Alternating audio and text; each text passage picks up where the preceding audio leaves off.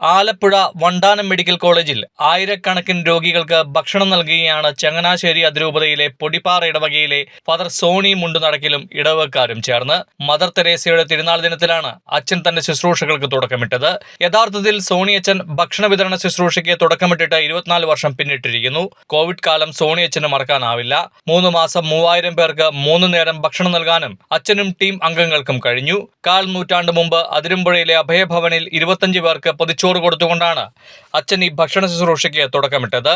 ഇടവകയിലെ ജനങ്ങൾ സ്വന്തം ഭക്ഷണകാര്യം പോലും മറന്ന് മറ്റുള്ളവർക്ക് ഭക്ഷണം നൽകാൻ വേണ്ടി പരിശ്രമിക്കുന്നത് മറ്റേത് നാട്ടിൽ കാണാൻ കഴിയും?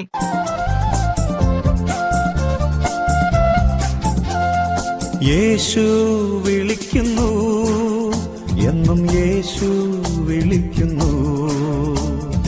അൻപെഴുമാ പൊൻകരങ്ങൾ നീട്ടി വിളിക്കുന്നു.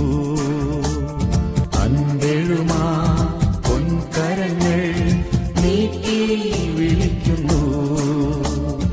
യേശു വിളിക്കുന്നു.